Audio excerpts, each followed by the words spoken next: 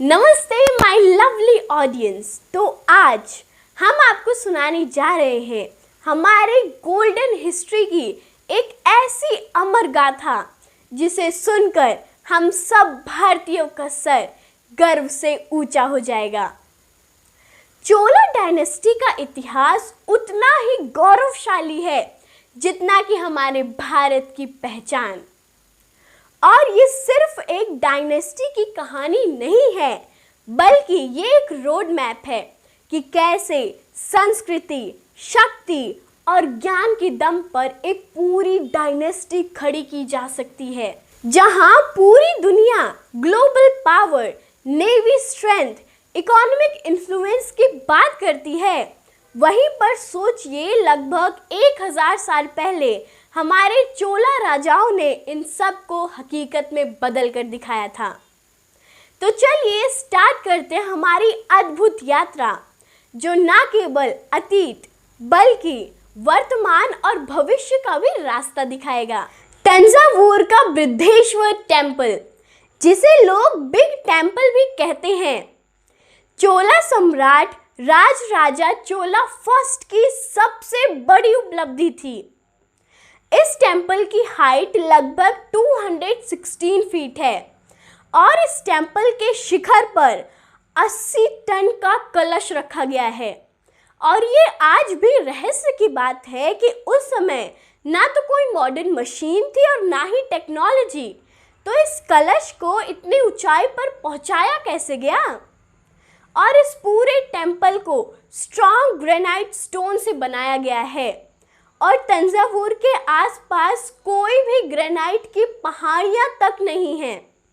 इसका मतलब कि हजारों वर्कर्स और एलिफेंट्स दूर दराज से ग्रेनाइट के स्टोन्स लाए और इस मास्टरपीस को खड़ा किया। मंदिर की दीवारों पर लिखा ये शिलालेख केवल शब्द नहीं है, बल्कि ये उस समय के एडमिनिस्ट्रेशन, कल्चर और सोसाइटी का एक जीवित प्रमाण है।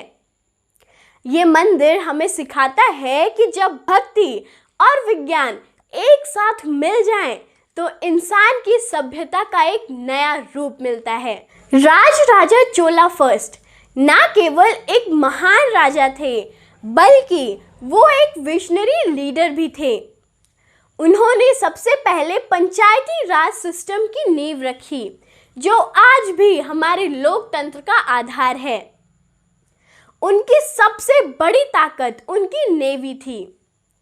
उन्होंने ये समझ लिया था कि who rules the sea rules the world, और सच उन्होंने अपनी नेवी की पावर से दक्षिण भारत को एकजुट किया और एक पूरा साम्राज्य खड़ा कर दिया।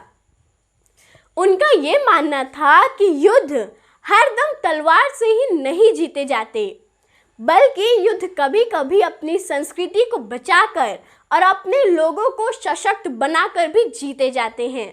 उसके बाद उनके पुत्र राजेंद्र चोला फर्स्ट ने इस साम्राज्य को और भी आगे बढ़ाया। उन्होंने पूरे साउथ इंडिया को यूनिफाई किया। उनकी नेवी पावर इतनी स्ट्रांग थी कि उन्होंने न केवल श्रीलंका बल्कि दूर दराज के महाद्वीप जैसे जावा, सुमेत्रा, मलेशिया, इंडोनेशिया, सिंगापुर, कम्बोडिया और थाईलैंड, सब जगह इन्फ्लुएंस फैल गया था।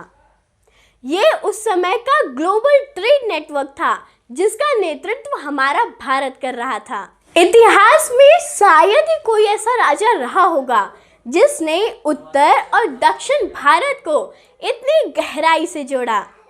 राजेंद्र चोला फर्स्ट ने उत्तर की तरफ अभियान चलाया और उस अभियान से गंगा के क्षेत्र में विजय हासिल की।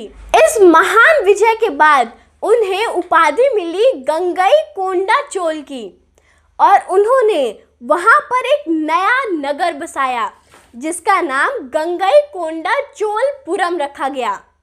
और सबसे प्रेरणादायक बात, उन्होंने वहां से गंगा का पवित्र जल लिया और दक्षिण भारत में जाकर स्थापित किया।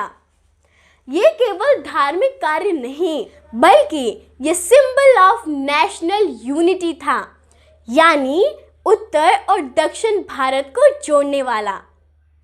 आज जब पूरी दुनिया में टैरिफ वॉर और ट्रेड कंपटीशन की बातें हो रही हैं, तो ये जानना बेहद ही रोचक होगा कि 1000 साल पहले भी एक ट्रेड वॉर हुआ था। भारत का व्यापार चाइना तक जाता था, लेकिन उसके लिए जो मार्ग था वो मलेशिया और इंडोनेशिया जैसे देशों से होकर गुजरता था और इन देशों ने भारत के जहाज़ों पर भारी टैक्स और ड्यूटीज लगाने की कोशिश की, लेकिन सम्राट राजेंद्र चोला ने इसे भारत के व्यापार और इकोनॉमिक फ्रीडम के लिए खतरा माना।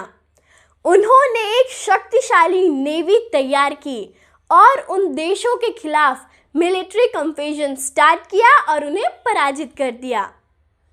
इतिहासकारों का बताना है कि चोलों ने एक स्पेशल टाइप का प्लेटफॉर्म और एक वॉरशिप तैयार की थी, जिससे कि समुद्र पार करके दूसरी तरफ जाना बहुत ही आसान था और ये उस समय की नेवल इंजीनियरिंग और स्ट्रेटजी का अद्भुत प्रतीक था। दोस्तों, चोल साम्राज्य की ये गाथा केवल एक इतिहास नहीं है, बल्कि यह हमारे लिए एक लाइफ लेसन है।